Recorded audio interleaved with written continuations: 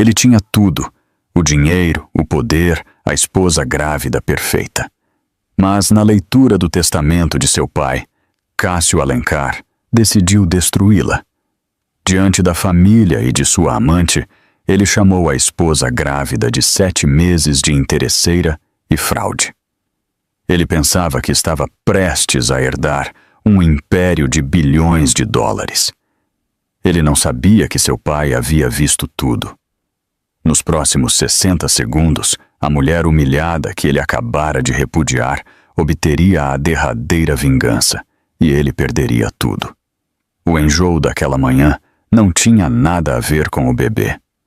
Laila Hart estava grávida de 7 meses e o enjoo matinal já havia desaparecido há muito tempo, substituído por uma dor incômoda na lombar e pelo constante e inquietante movimento da nova vida dentro dela. Este enjoo era diferente. Era frio, metálico e tinha gosto de medo. Era o sabor familiar de qualquer dia que importasse para seu marido, Cássio Alencar. Ela estava no centro da cobertura cavernosa e minimalista deles, no bairro do Leblon, no Rio de Janeiro. As janelas, estendendo-se por mais de 6 metros até o teto em caixotões, mostravam um céu carioca roxo acinzentado e machucado. A chuva chicoteava o vidro, um som quase, mas não totalmente, abafado pelo silêncio estéril do apartamento. Cássio exigia silêncio. Ele exigia minimalismo. Ele havia despojado sistematicamente o espaço de toda a bagunça dela. Os tecidos vibrantes, as pilhas de livros de história da arte, a poltrona aconchegante e estofada que ela trouxera de sua vida anterior. Sua vida anterior. Parecia uma história lida sobre outra pessoa. Laila, a jovem curadora promissora em uma pequena, mas respeitada galeria em Santa Teresa, a mulher que conseguia detectar talento em um bloco de argila informe, que usava jeans manchados de tinta e ria alto. Cássio Alencar havia consertado tudo isso. Ele entrou na sala, não tanto andando quanto conquistando o espaço. Era um homem bonito de uma maneira nítida e predatória, como um falcão. Seu cabelo escuro estava perfeito. Seu terno sob medida estava perfeito. Ele abotoava sua abotoadura, um brilho de platina, e ele não olhou para ela. O carro está lá embaixo, Laila. Tente parecer apresentável. O testamento do meu pai, você sabe. As pessoas estarão observando. Laila usava um vestido de gestante preto, simples e elegante. Era de cachemir e custara mais do que seu primeiro carro. Ela instintivamente alisou as mãos sobre o inchaço de sua barriga. Eu estou apresentável, Cássio. Ele finalmente olhou para ela, seus olhos fazendo uma varredura rápida e desdenhosa. Está um pouco demais, não é? Toda essa coisa de mãe terra. É desgastante. Apenas fique ao meu lado, acene e não fale com a imprensa. E pelo amor de Deus, tente parecer triste. Meu pai acabou de morrer. Ele disse isso como se fosse um inconveniente, uma fusão fracassada. Edmundo Alencar, o patriarca, o homem que construíra a Alencar, incorporações do nada, estava morto há 6 dias. Cássio não derramara uma lágrima. Ele apenas reclamara dos auditores. Edmundo tinha sido gentil com ela, de uma forma distante e observadora. Na última vez que ela o vira, em um sufocante evento de gala, ele a puxara de lado. Enquanto Cássio fazia networking, Edmundo a olhara com olhos muito mais perspicazes para um homem de sua idade. Ele é só brilho e nenhuma substância, meu filho. O velho resmungara, não olhando para Cássio, mas para ela. Ele quebra os brinquedos. Não deixe que ele quebre você. Laila sorrira fracamente, pensando ser um comentário estranho. Agora, ela o entendia como um aviso. Você vem ou não? Cássio estalou, já na porta. Ao segui-lo para o elevador privativo, ela deslizou a mão no bolso, seus dedos se fechando em torno de um objeto pequeno e frio. Era uma chave mestra antiga, pequena e ornamentada. Edmundo a havia dado a ela 2 meses antes, pressionando-a em sua palma durante uma visita. Para a coisa que você mais valoriza, ele dissera, seus olhos piscando, um lugar seguro. Ela não tinha ideia do que abria, mas ela aguardara. Um pequeno e secreto ato de desafio. Ela vivia na jaula dourada de Cássio há 2 anos, suas asas sistematicamente cortadas. Ele a convencera a largar o emprego. Uma esposa minha não trabalha, querida, é constrangedor. Ele administrava as finanças deles, dando-lhe uma mesada que ele congelava se ela discutisse com ele. Ele a isolara de seus amigos, chamando-os de rudes e interesseiros. Agora, ela era apenas a esposa grávida, um acessório bonito e silencioso. As portas do elevador se abriram para o hall. Ela a viu. Sofia Rinaldi, a diretora de operações de Cássio. Sofia era tudo o que Laila não era. Elegante, afiada e vestida em um vestido tubinho vermelho sangue, totalmente inadequado para um funeral, muito menos para a leitura de um testamento. Ela não estava grávida. Ela era, no entanto, a amante de Cássio. Laila sabia. Ela sabia há 6 meses. As reuniões noturnas, o cheiro de um perfume diferente em seus ternos, a maneira casual como Sofia tocava o braço dele nas reuniões de diretoria. Era uma humilhação tão profunda, tão aberta, que Laila simplesmente a absorvera. Lutar contra isso seria tê-lo confirmado, e tê-lo confirmado seria desmoronar. E ela não podia desmoronar. Não agora. Sofia, você está aqui, disse Laila, sua voz inexpressiva. Sofia lhe deu um sorriso frio e de pena. Claro, sou essencial. Cássio precisa de mim. Afinal, isso é um assunto de negócios. Ela entrelaçou o braço no de Cássio. Devemos ir. O Dr. Barcelos odeia ser mantido esperando. Cássio não apenas permitiu. Ele se inclinou para isso. Ele olhou para sua esposa grávida de 7 meses, parada sozinha no vasto e frio hall. E então? Acompanhe, Laila. Ao sair na chuva, passando pelo porteiro que não a encarava, ela sentiu o bebê chutar, uma pontada aguda e zangada sob suas costelas. O enjoo voltou, e era uma promessa. Hoje, algo ia se estilhaçar. Os escritórios da Barcelos e Associados ocupavam o último andar da Torre Santander, um marco do poder corporativo em São Paulo. A sala de reuniões era um museu de intimidação do velho mundo, mogno do chão ao teto, livros encadernados em couro que não eram abertos há 1 século e um silêncio pesado e opressor. A chuva martelava nas janelas, uma percussão frenética e raivosa. Dr. Gideon Barcelos sentou-se à cabeceira da mesa maciça e brilhante. Era um homem que parecia esculpido em granito, vestindo um terno tão escuro e definitivo quanto o túmulo. Ele era o homem de Edmundo Alencar, leal até o fim e, aparentemente, além. Laila sentou-se à mesa, o mais longe possível de Cássio. Cássio, naturalmente, havia ocupado a cadeira oposta a Barcelos, aquela que gritava, herdeiro presuntivo. Sofia Rinaldi havia pegado a cadeira ao lado dele, com um laptop aberto, como se estivesse prestes a fazer a ata. A única outra pessoa era Corina, a irmã mais nova de Cássio, uma mulher pálida e nervosa, que torcia um lenço no colo e lançava olhares venenosos a todos, mas especialmente a Laila. Estamos aqui, Barcelos começou, sua voz um farfalhar seco, para executar o último testamento de Edmundo Carlos Alencar. Ele colocou um par de óculos antigos com aro de arame e abriu o grosso documento encadernado em couro. O ar estava tão denso de tensão que Laila sentiu que poderia engasgar com ele. Cássio estava vibrando, um zumbido baixo e agressivo de direito. Ele batucou uma caneta de platina na mesa. Toque, toque, toque.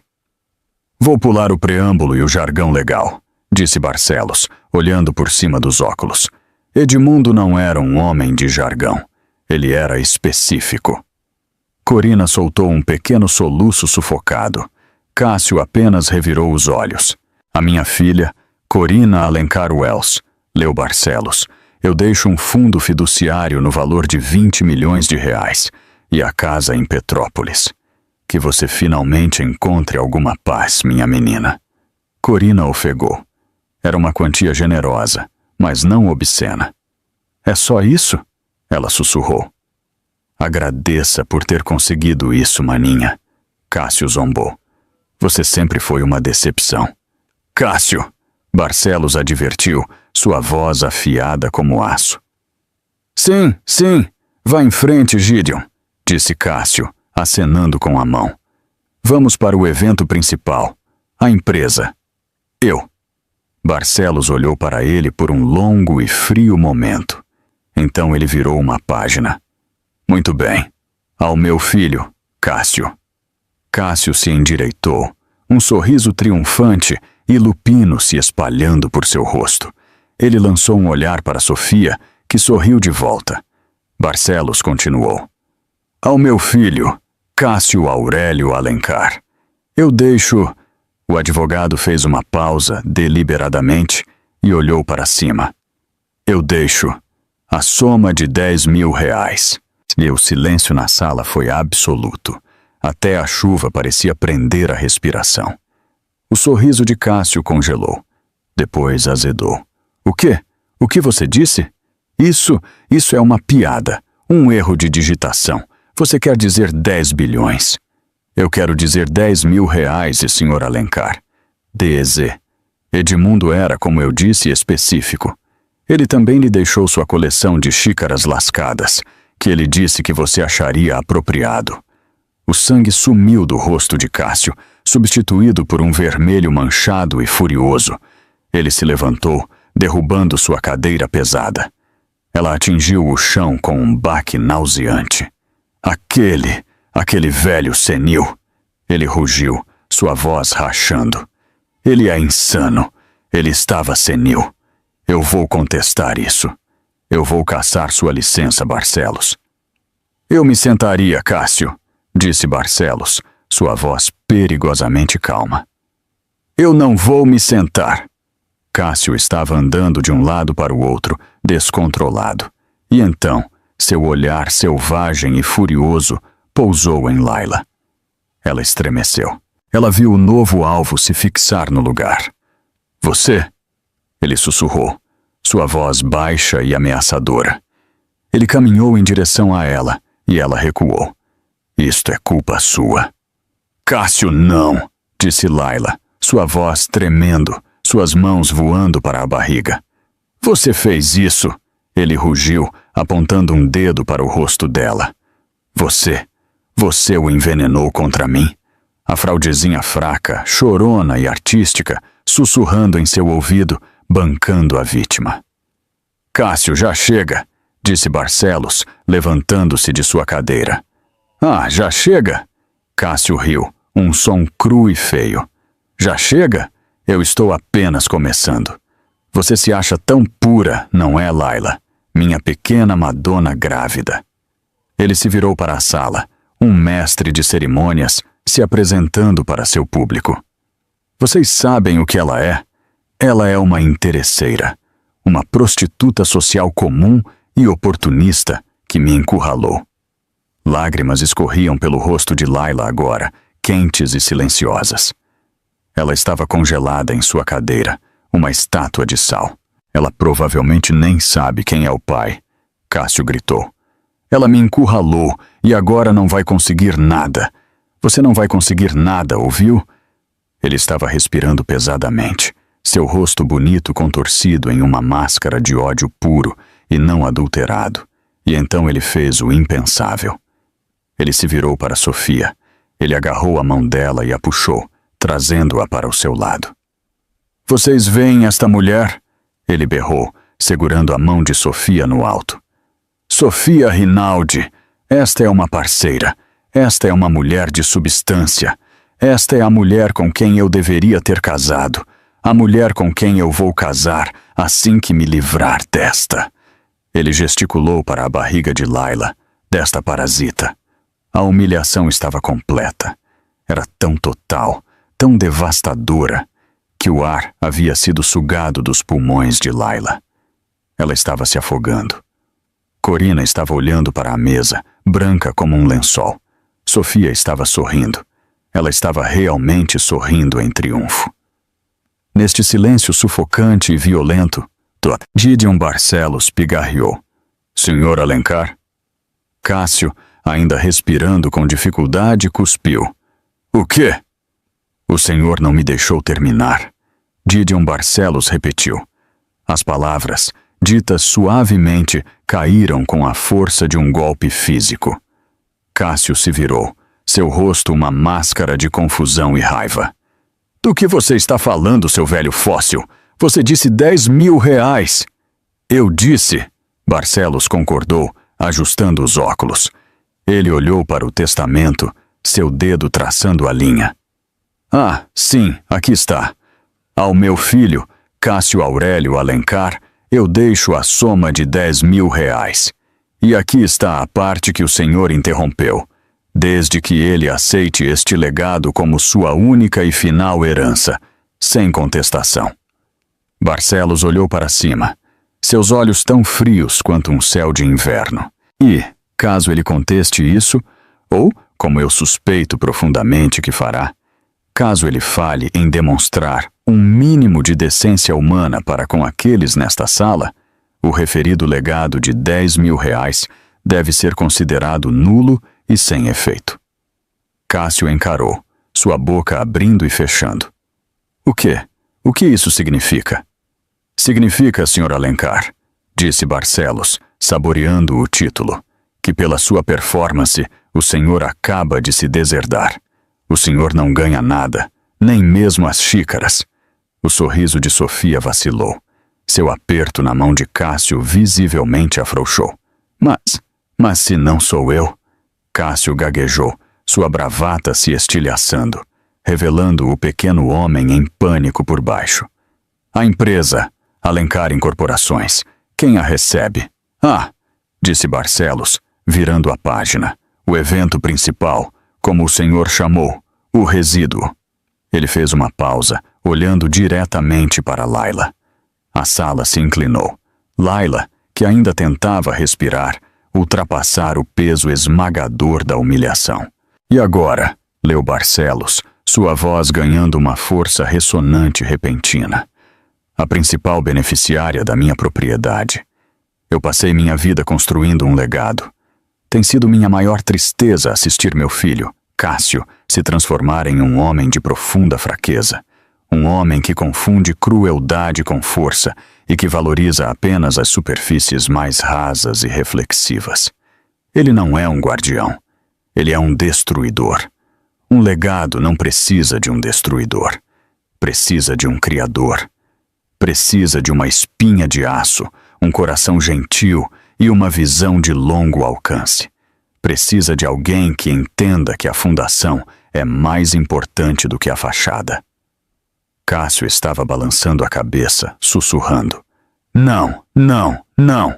Portanto, o resíduo inteiro de minha propriedade. Barcelos respirou fundo, dramaticamente.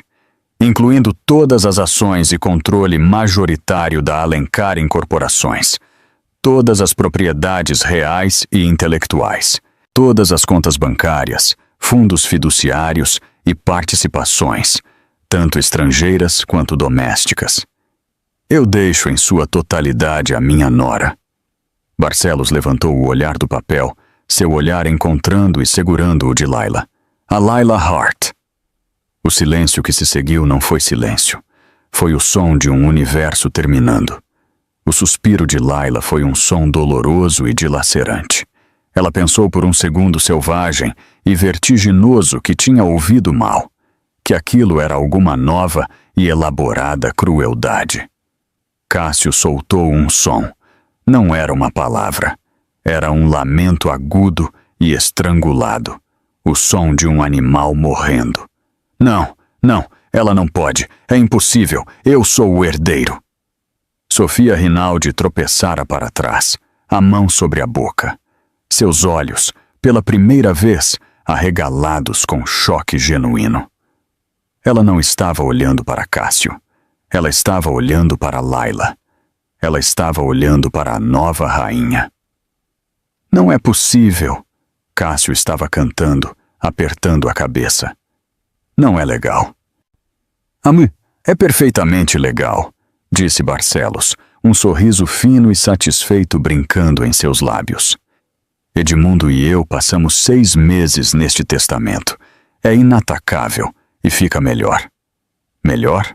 Corina sussurrou, seu rosto pálido, mas seus olhos, pela primeira vez, vivos com uma luz aterrorizante e fascinada.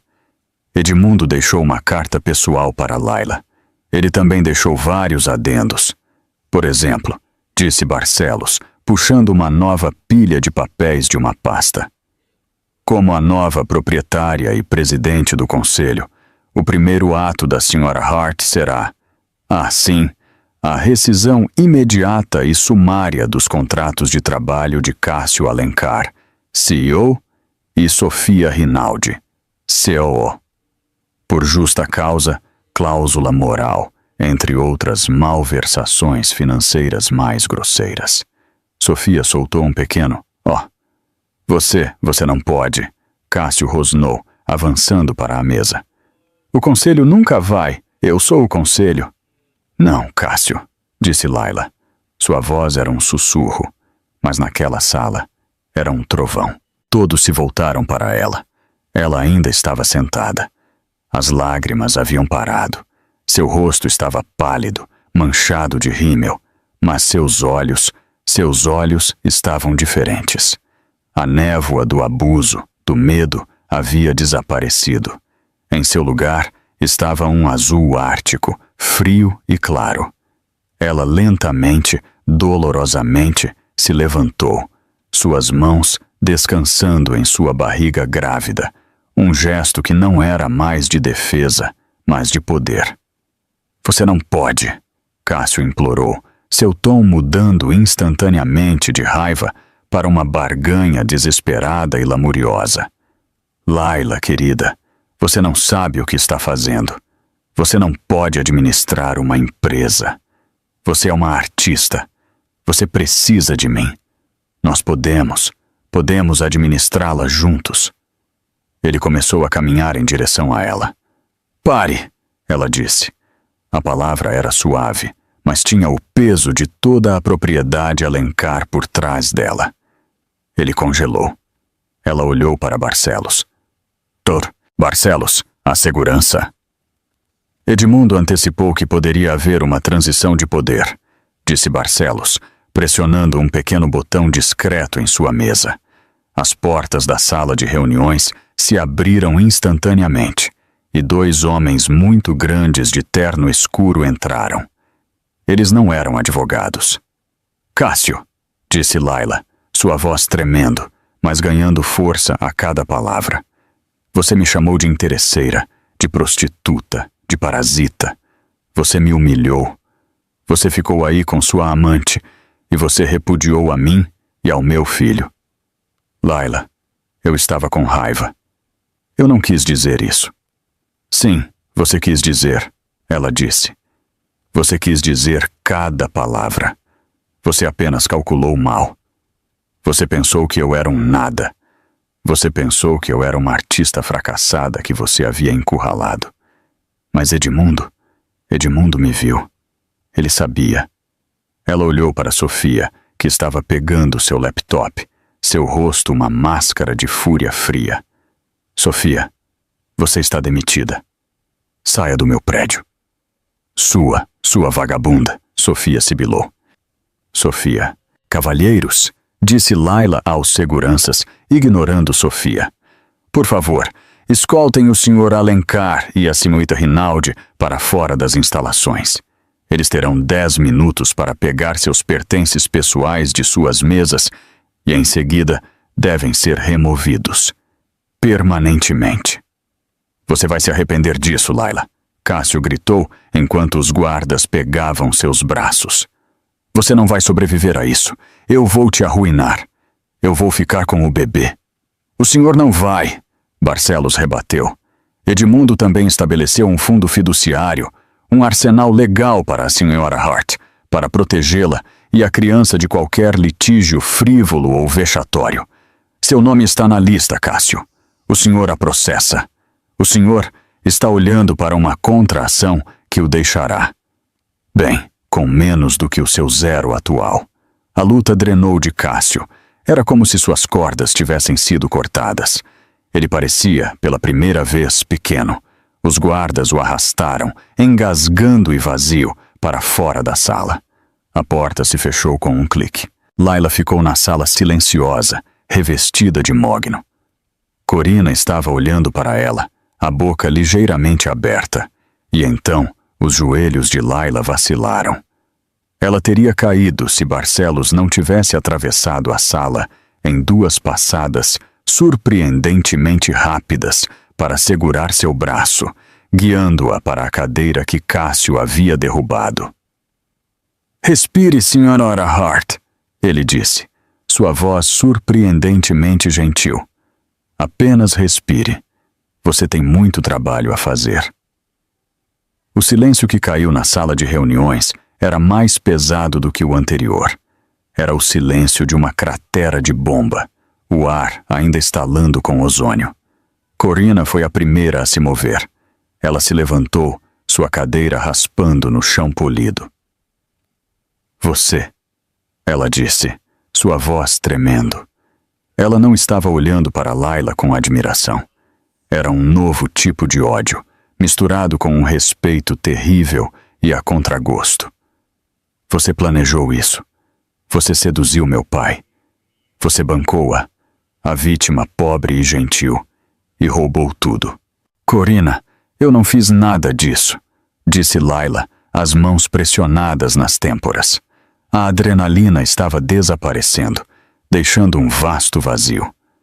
O bebê estava dando cambalhotas lentas e pesadas. Não fez? A risada de Corina era aguda e frágil. Bem, parabéns, cunhada. Você venceu. Você conseguiu o dinheiro, conseguiu o poder. Você até conseguiu o amor do meu pai, o que é mais do que Cássio ou eu jamais conseguimos. Ela agarrou sua bolsa, aquela que custava $20.000. Não pense que acabou. Você pode ter enganado Edmundo, mas não me enganou.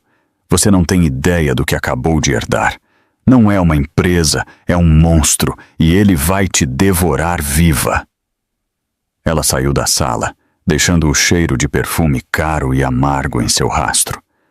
Laila ficou sozinha com Gideon Barcelos. Ela não está totalmente errada, disse Barcelos, servindo um copo de água de uma garrafa de cristal.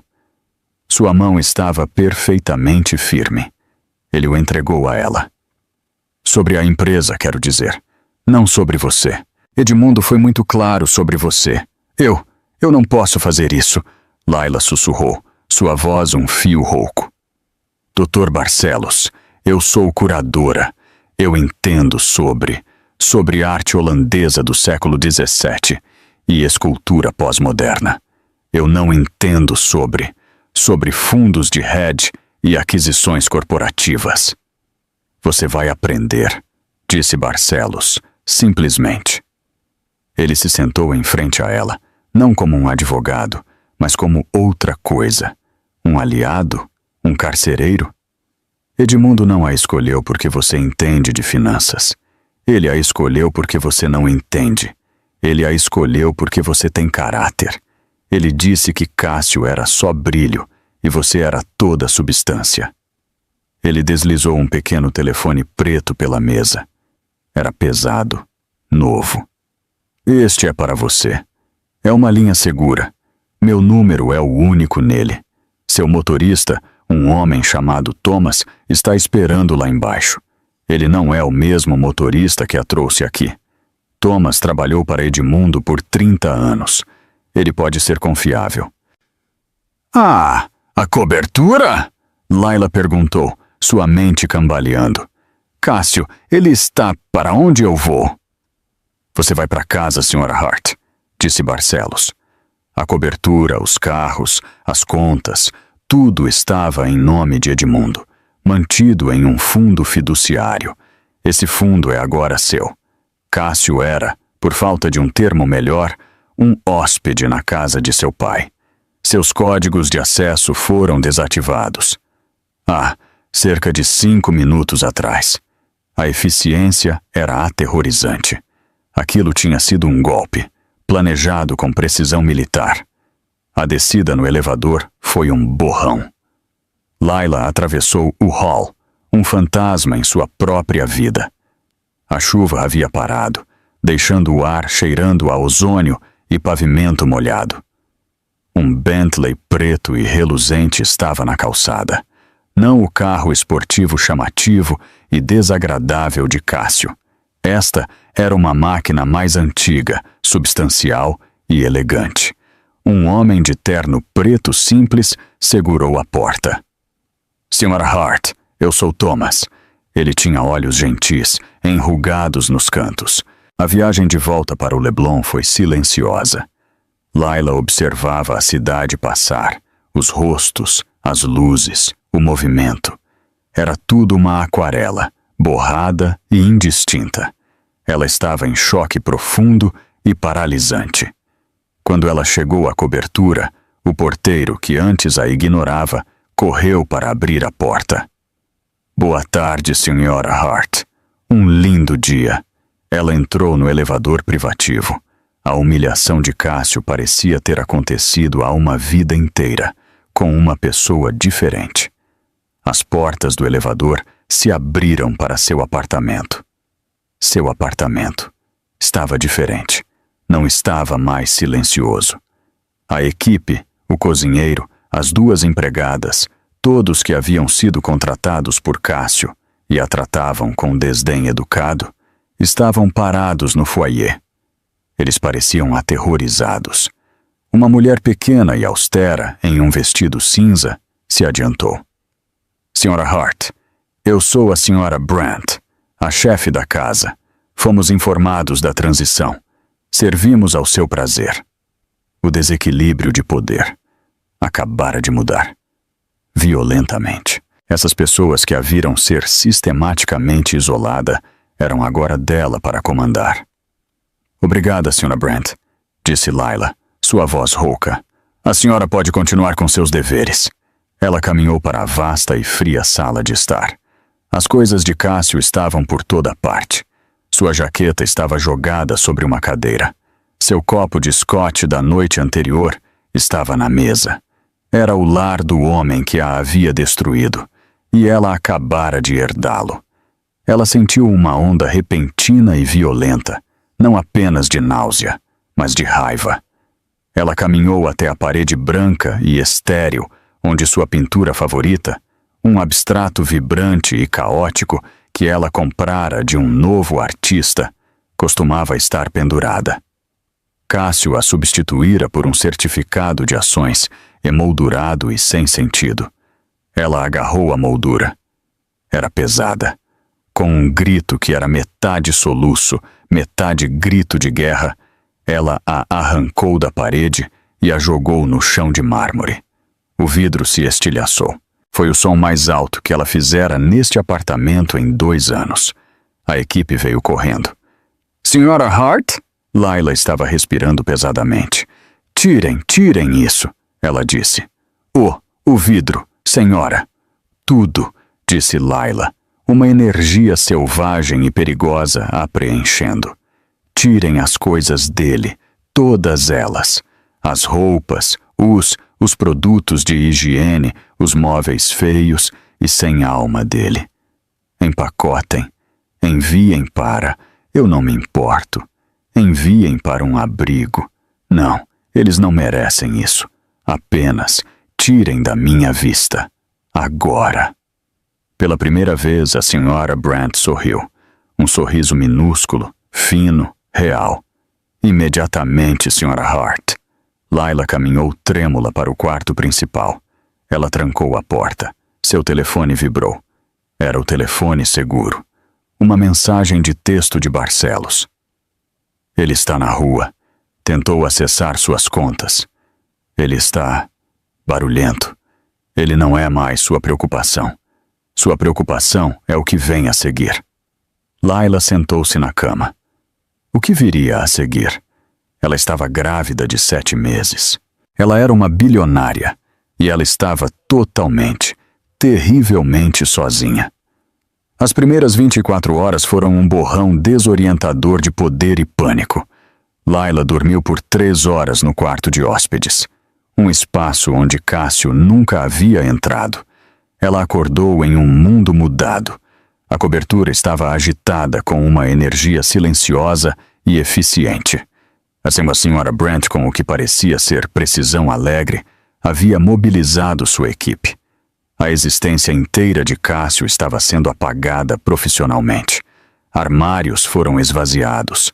As esculturas feias, minimalistas e masculinas se foram.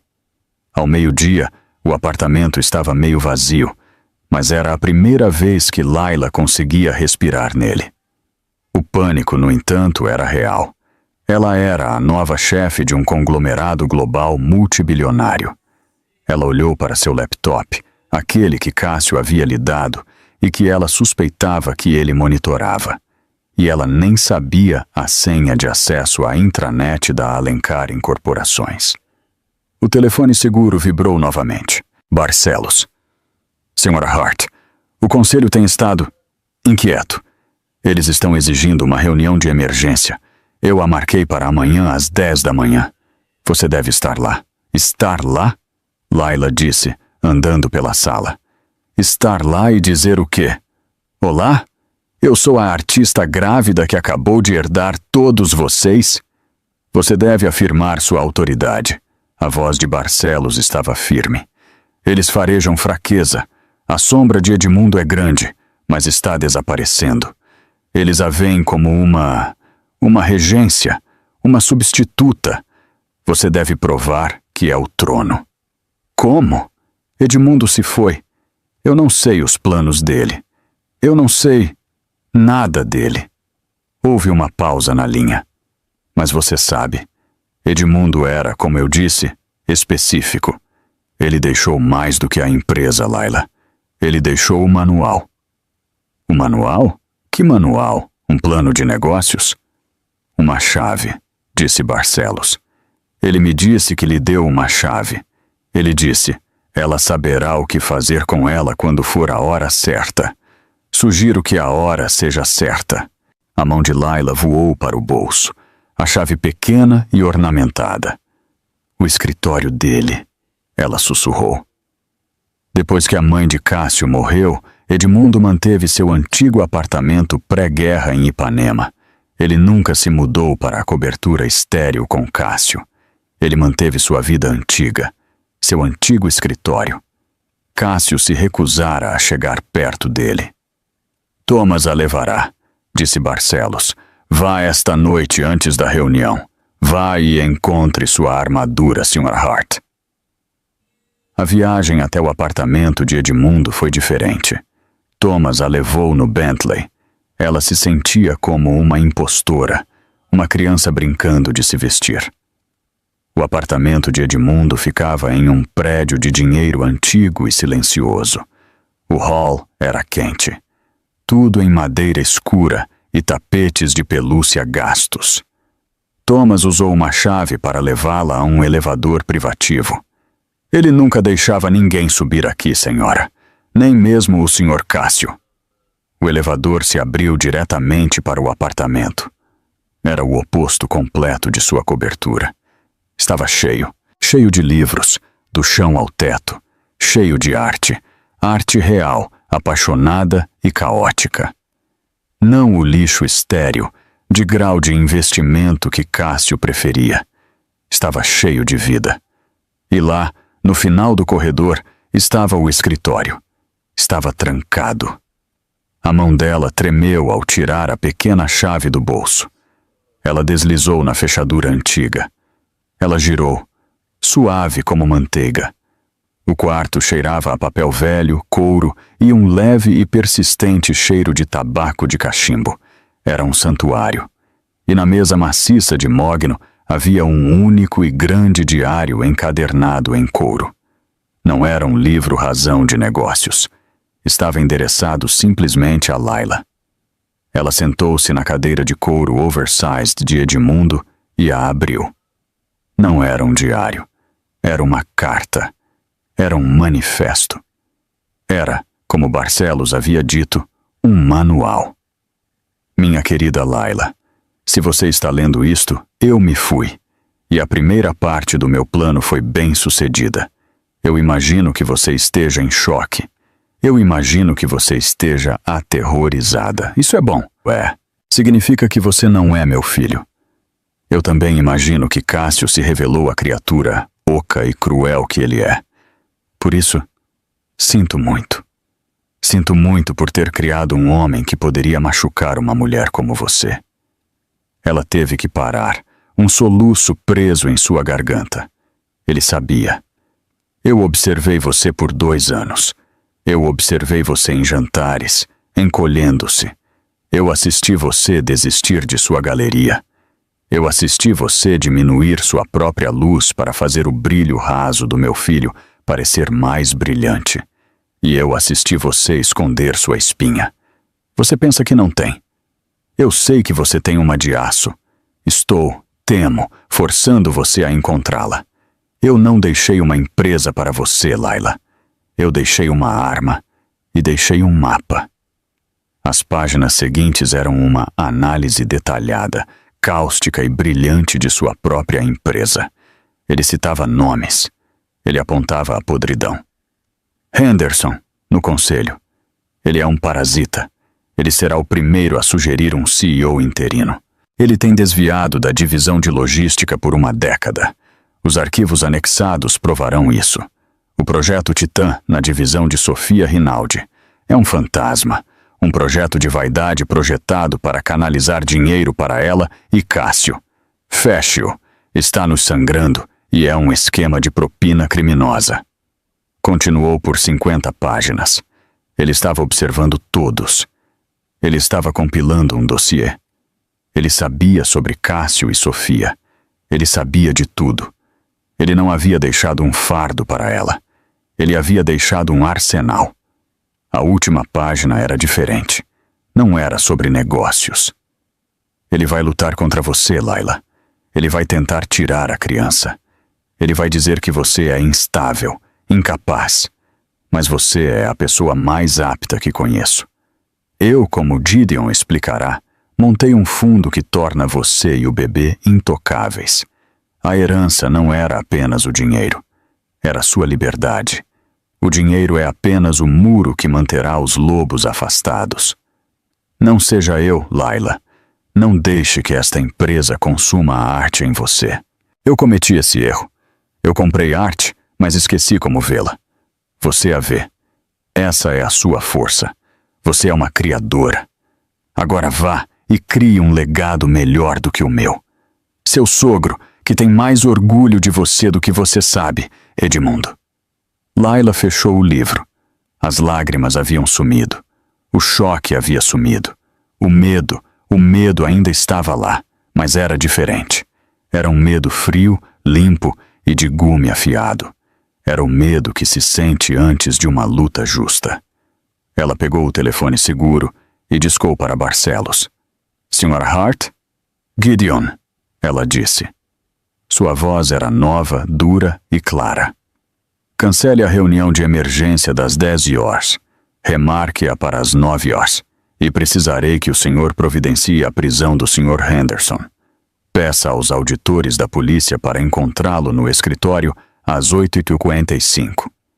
Houve um momento de silêncio atordoado do outro lado, e então, pela primeira vez, Layla ouviu Gideon Barcelos rir. Era um som seco, enferrujado e maravilhoso. Sim, senhora, ele disse. Considere feito. A sala de reuniões da Alencar Incorporações ficava no quinquenteiro andar, uma caixa de vidro que parecia flutuar sobre São Paulo. Layla sempre a achara aterrorizante. Hoje, ela era a dona. Ela entrou às 8h09 da manhã. Ela não era a mulher chorosa e humilhada do escritório de Barcelos. Ela estava vestida em um vestido de gestante azul marinho, feito sob medida que tinha a cor de uma armadura. Seu cabelo estava preso em um coque severo e elegante. Seu único acessório era o diário de Edmundo, que ela carregava como um escudo. O conselho já estava reunido. Era um mar de homens de terno cinza e uma mulher. Todos estavam conversando em sussurros baixos e urgentes. Eles não tinham sido informados sobre Henderson. Quando Layla entrou, a sala ficou em silêncio. Todos estavam olhando para a barriga dela. Eles viam uma fraqueza, um problema. "Bom dia, cavalheiros", disse Layla, sua voz ecoando na vasta sala. Ela pegou a cadeira na cabeceira da mesa, a cadeira de Edmundo. Homem grande e de rosto vermelho, Henderson, assim como Edmundo o descrevera, foi o primeiro a falar. Ele sorriu, um sorriso oleoso e condescendente. "Senhora Hart, Layla, que surpresa! Todos nós ficamos tão tristes com o falecimento de Edmundo. E agora isso. Nós não esperávamos vê-la aqui, em sua condição." "Minha condição é gravidez, Sr. Henderson. Não é uma doença terminal", disse Layla, sua voz fria como gelo. Claro, claro." Ele gaguejou, seu sorriso vacilando. "É que, bem, uma empresa desta magnitude requer estabilidade, uma mão firme. Estávamos, como conselho, nos preparando para discutir a nomeação de um CEO interino. Alguém para guiar o navio. Enquanto a senhora, você sabe, se concentra em sua família." "Uma excelente ideia, Sr. Henderson", disse Layla. A sala relaxou. Os homens sorriram. "No entanto", ela continuou, "eu serei essa mão. Não haverá interino." Os sorrisos desapareceram. "Ora, Layla." Henderson começou, sua voz passando de condescendente a irritada. "Você é uma curadora de arte. Você é uma criança. Você não pode entender o que fazemos aqui. Você vai levar esta empresa à falência. Edmundo estava senil. Isso é uma farsa." "Sr. Henderson", disse Layla, abrindo o diário. "O senhor está familiarizado com uma empresa de fachada chamada Titan Logística, com sede em Delaware? Ou seu acordo de consultoria com a autoridade portuária em Singapura, aquele que lhe pagou $4,3 milhões nos últimos 2 anos? Isso é calúnia." Henderson gaguejou, levantando-se. "Você não pode provar nada." "Eu não preciso", disse Layla, acenando com a cabeça para a porta. "Eles podem." Como se fosse um sinal, as portas da sala de reuniões se abriram. 2 detetives da Polícia Federal e uma equipe de contadores forenses, liderados por Gideon Barcelos, entraram na sala. "Roberto Henderson", disse o detetive, "o senhor está preso por fraude, peculato e extorsão." A sala de reuniões mergulhou no caos. Henderson estava gritando. Os outros membros do conselho estavam de pé, gritando. "O que significa isso?" Layla se levantou, as mãos espalmadas na mesa. "Sentem-se!" ela gritou. A sala mais uma vez ficou em silêncio. Eles olharam para ela. "O Sr. Henderson", disse Layla calmamente, enquanto ele era algemado. "Era um ladrão. Meu sogro, que não estava senil, estava ciente disso há algum tempo. Ele também estava ciente." Ela disse, seus olhos examinando os outros rostos horrorizados. "De todos os pequenos segredos de vocês, seus paraquedas dourados, seus projetos de estimação, suas indiscrições." Ela deixou a ameaça pairar no ar. "A Alencar Incorporações está em uma encruzilhada", ela disse, sua voz ressoando com um poder que ela não sabia que possuía. "Nos últimos 2 anos, Ela foi mal administrada por Cássio Alencar e sua COO, a senhorita Rinaldi. Tem sido um banco para a vaidade deles e uma fachada para seus crimes. Desde ontem, ambos se foram. Ela olhou para o conselho, um por um. O projeto Titã, a partir desta manhã, está dissolvido. A divisão inteira está sob auditoria. Estamos perdendo dinheiro, e isso para hoje. Edmundo Alencar construiu esta empresa sobre uma fundação de aço. Ela foi corrompida pela podridão. Estou aqui para cortar a podridão. Ela ergueu o diário. Edmundo me deixou seu roteiro. Sugiro que todos encontrem sua lealdade a mim ou a esta empresa, porque se vocês forem leais a qualquer outra coisa, eu descobrirei, e vocês seguirão o Sr. Henderson. Ela olhou para os rostos pálidos e aterrorizados. Há mais alguma moção, alguma outra sugestão para um CEO interino?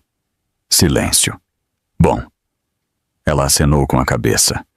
Gideon, você será meu COO interino. Todos vocês o conhecem. Sua primeira ordem do dia será aceitar suas renúncias ou seus juramentos de fidelidade. Reunião encerrada. Ela se virou e saiu da sala, de cabeça erguida. Ela chegou ao elevador privativo antes que suas pernas cedessem. Ela se apoiou na parede, todo o seu corpo tremendo, e esfregou a barriga. Bem, bebê, ela sussurrou, sua voz trêmula. Acho que somos nós que estamos no comando agora. O momento particular foi interrompido por uma ligação. Não era o telefone seguro. Era seu antigo iPhone, aquele que ela quase havia esquecido. Um número desconhecido. Laila, Laila, é você? A voz era um lamento. Era Cássio. Onde você está? Eu estou no banco. Meus cartões. Eles não estão funcionando, Laila. Eles não me deixam entrar no apartamento. Diga a eles para me deixarem entrar. Não, Cássio, disse Laila, sua voz inexpressiva. O quê? Laila, querida, pare com este jogo. Não tem graça. Você não pode fazer isso. Eu vou te processar. Eu vou dizer a todos que você é louca. Você está tendo um colapso. Eu vou conseguir a custódia. Eu vou pegar meu filho. Eu não estou jogando um jogo, Cássio, disse Laila, as portas do elevador se abrindo para sua cobertura vazia e limpa. Você está acabado. Você é um nada. Você disse isso você mesmo. E você nunca, jamais tocará meu filho.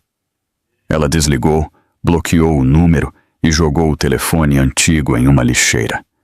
Ela tinha terminado com aquela vida. Os 2 meses seguintes foram uma guerra brutal e implacável. Laila trabalhou 18 horas por dia na cobertura com Gideon Barcelos como seu marechal de campo. Ela estava lutando em 2 frentes, estabilizando a empresa maciça e intratável e repelindo os ataques legais e sociais de Cássio. Ele cumpriu sua palavra. Ele procurou a imprensa, pintando-a como uma mulher histérica, grávida e instável que havia roubado a empresa de seu sogro senil.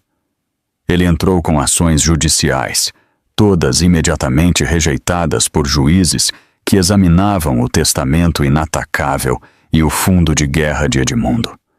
Corina também lançou seu próprio ataque. Ela tentou reunir os acionistas, alegando que a abordagem artística de Laila estava afundando as ações. Mas Laila, seguindo o manual de Edmundo, havia feito o oposto. Ao cortar a podridão, fechar os projetos de vaidade e prender Henderson, ela havia estabilizado a empresa. As ações, após uma oscilação inicial, estavam subindo, mas o estresse era imenso.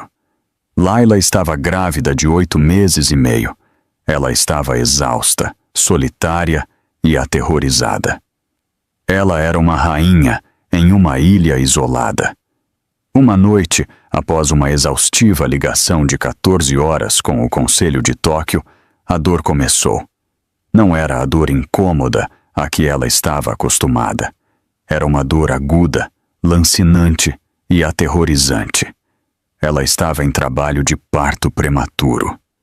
Thomas, seu motorista, quebrou todos os limites de velocidade para levá-la à ala particular do hospital, aquela que Edmundo Alencar havia doado. Era uma emergência médica. O estresse, disse o médico, cobrou seu preço. Precisamos tirar o bebê, Sr. Hart. Agora. Layla estava aterrorizada. Ela estava sozinha. Ela estava prestes a trazer seu filho ao mundo, e a única pessoa que ela tinha para segurar sua mão era um motorista gentil e idoso que esperava no hall. Enquanto a preparavam para a cesariana de emergência, uma comoção irrompeu do lado de fora de seu quarto. Vocês não podem me impedir. Aquela é minha esposa. Aquele é meu filho. Era Cássio. Ele invadiu a porta, o cabelo selvagem, o terno amarrotado. Ele não parecia o homem nítido e frio que havia sido. Ele parecia quebrado, desesperado. Layla, ele disse, correndo para a beira da cama. Layla, eu soube. Eu vim assim que soube. Saia, ela ofegou, agarrando o estômago enquanto uma contração a rasgava. Não, querida, ouça. Ele agarrou a mão dela. A dele estava úmida. Eu sinto muito. Eu fui um monstro, um idiota. O dinheiro, meu pai. Isso me deixou insano. Ele estava chorando. Lágrimas reais e verdadeiras. Eu não me importo com a empresa. Eu não me importo. Eu soube que você estava em apuros. Eu quero estar aqui por você. Por nosso filho.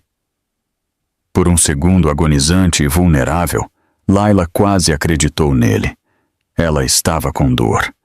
Ela estava assustada. O velho instinto programado para ser a esposa se acendeu. Ele viu a fraqueza. Seu aperto se apertou. É tudo minha culpa. Deixe-me consertar isso. Deixe-me estar aqui. Deixe-me ser pai. Era uma performance. Ela sabia em seu coração. Era uma performance. Esta era sua última tentativa desesperada de voltar, de chegar ao bebê, de chegar à herança. A dor diminuiu por um momento, deixando-a com aquela clareza ártica e fria. Ela puxou a mão. Saia, Cássio. Layla, por favor. Você não tem o direito de estar aqui, ela disse, sua voz baixa e cruel. Todo o seu medo e raiva e dor canalizados para este único momento. Você não tem o direito de fazer isso.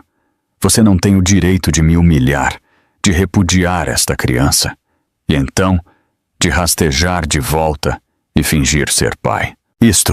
Esta é a consequência, Cássio. Você queria que eu não tivesse nada. Você queria que eu estivesse sozinha. Bem, você conseguiu o que queria. Você está apenas do lado errado disso. Layla! Segurança!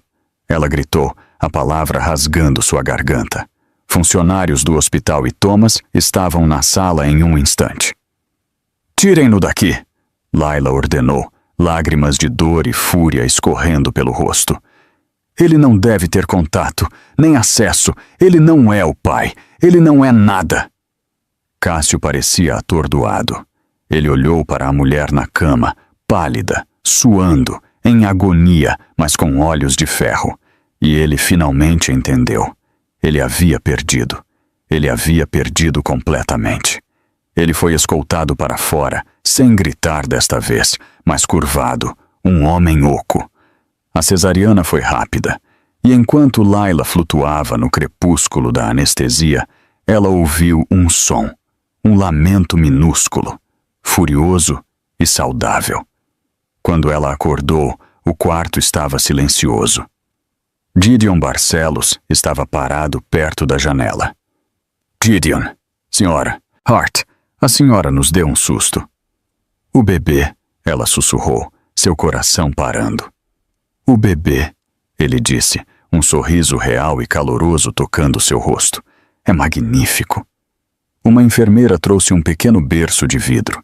Dentro, embrulhado em um cobertor, estava um bebê minúsculo, perfeito e de rosto vermelho. É uma menina, Layla sussurrou, enquanto a enfermeira colocava o bebê em seus braços. Uma menina. Todos os desabafos de Cássio sobre seu filho, seu herdeiro. E o universo lhe havia dado uma filha. Ela olhou para sua bebê, esta pequena criatura que havia suportado a tempestade com ela. Ela tinha uma cabeça cheia de cabelo escuro e uma carranca feroz. O nome dela, disse Layla, sua voz rachando com um amor tão profundo que doía, é Rosa, Rosa Donovan, em homenagem à minha avó. Ela não é uma Alencar, ela é uma Donovan. Houve uma batida suave. Corina estava parada na soleira da porta, parecendo desajeitada e perdida. Eu os vi levar Cássio para fora, ela disse. Ele parecia horrível. Que bom, disse Layla. Corina entrou, seus olhos pousando no bebê. Oh! Ela se aproximou, timidamente. Ela tem os olhos do meu pai. Ela olhou para Layla, seus próprios olhos brilhando com lágrimas não derramadas. Eu odiei você. Eu odiei você porque ele te viu. E ele nunca me viu. Ou a Cássio. Ele só viu a empresa. Sinto muito, Corina, disse Layla. Não sinta, Corina fungou. Ele estava certo. Sobre Cássio. Sobre tudo. Ela colocou um presente pequeno e elegantemente embrulhado na mesa. Era um chocalho de prata. Meus 20 milhões. Não é o suficiente. Não de verdade. Mas é meu. As ações judiciais que Cássio abriu, eu não estou apoiando. Você está por conta própria. Mas eu também estou. Não era uma aliança. Não era amizade. Mas era uma trégua. Obrigada, Corina, disse Layla.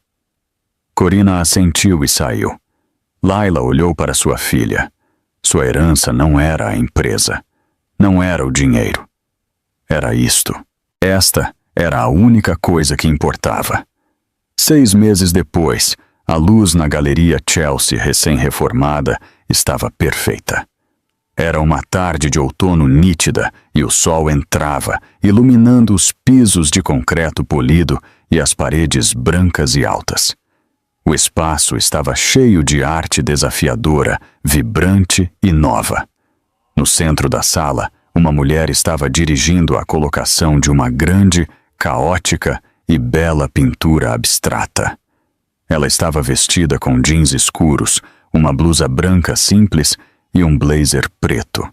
Seu cabelo estava em um coque bagunçado. Em um canguru ergonômico de alta tecnologia preso ao seu peito, um bebê de 6 meses com um tufo feroz de cabelo escuro dormia profundamente. Um pouco para a esquerda, Marcos, disse Layla. Precisa... Sim, bem ali. A mulher que havia herdado um império bilionário estava pendurando uma pintura. Gideon Barcelos, vestido em um paletó de tweed surpreendentemente elegante, estava perto da porta, segurando 2 xícaras de café. Ainda não estou convencido de que este seja um uso sensato do tempo da CEO, Sra. Hart. Layla riu pegando o café. Ela havia rifenizado seu nome, uma declaração silenciosa, mas clara. É o único uso sensato do meu tempo, Gideon. Você é quem está administrando a empresa. Era verdade. Em uma jogada que chocou o mundo financeiro, Layla havia promovido Gideon Barcelos, a CEO da Alencar Incorporações.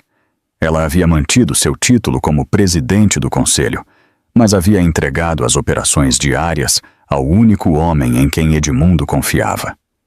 Estou apenas executando sua visão, disse Gideon secamente. E devo dizer, a Fundação Edmundo Alencar para as Artes está agressiva. É um começo, disse Layla, bebendo seu café. Ela havia usado uma parte significativa dos lucros da empresa e de sua própria nova riqueza para criar uma maciça fundação de caridade. Ela financiava artistas desfavorecidos, reabria programas de arte comunitários e, em sua primeira e mais controversa jogada, comprou esta galeria e a devolveu aos seus curadores originais. Ela estava, como Edmundo havia pedido, criando. Ele ficaria orgulhoso, sabe? Disse Gideon calmamente, olhando para a pintura. Ele sempre amou o abstrato. Dizia que era a única arte honesta. Eu sei, disse Layla. A pintura que ela acabara de pendurar era a sua. Aquela em que ela estava trabalhando quando conheceu Cássio. Aquela que ela havia escondido no depósito por 2 anos. Um sino tocou. A porta se abriu. Um homem estava parado lá, silhueta contra a rua clara. Ele era magro, mal vestido, e estremeceu quando Layla se virou para olhar para ele. Era Cássio. O sangue de Layla gelou. Ela instintivamente colocou uma mão sobre Rosa. Cássio, disse Layla. Sua voz era de aço. Você está invadindo. Eu tenho uma ordem de restrição. Eu sei. Eu não estou aqui para... Isso, ele gaguejou. Ele parecia terrível. Estava magro, seus olhos estavam assombrados e ele cheirava a licor velho. Os 10.000 reais haviam acabado há muito tempo. Seus amigos haviam desaparecido. Ele era um fantasma. Eu vi o jornal, ele disse, segurando uma cópia da seção de arte do New York Times.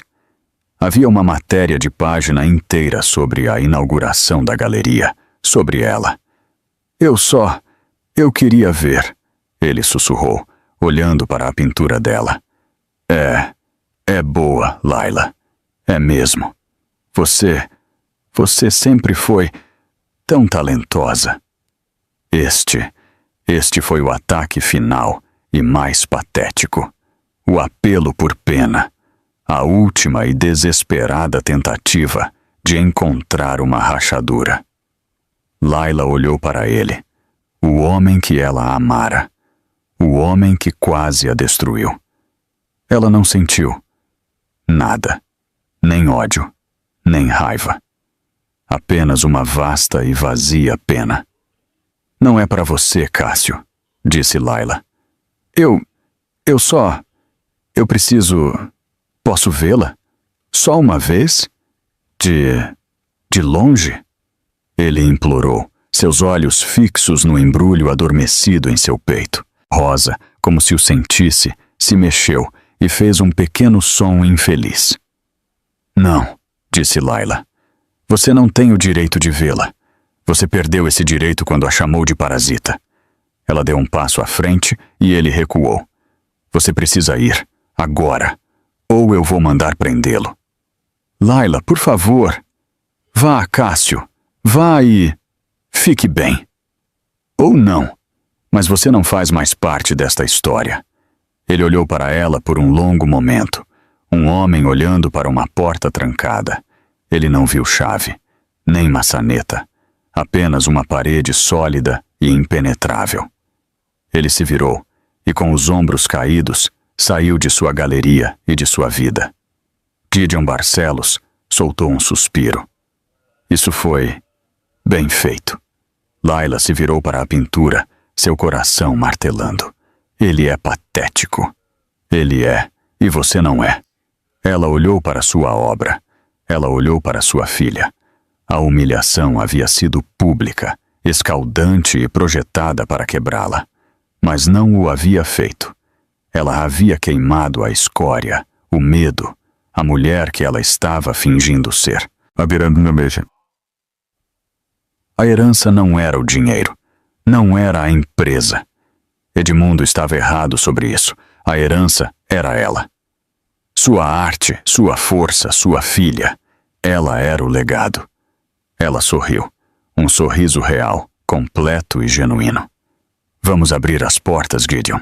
Temos trabalho a fazer. E assim, Laila Hart Donovan, a curadora que tentaram quebrar no luxo do Rio e de São Paulo, reconstruiu um império. Não com aço e vidro, mas com arte e coração. Ela aprendeu que o verdadeiro poder não está no que você herda, mas no que você constrói e, mais importante, no que você protege. A humilhação de Laila foi pública, mas sua redenção foi sua obra de arte. E no calor do Brasil, ela e sua filha, Rosa, estavam finalmente livres para criar uma história onde a única regra era a própria decência.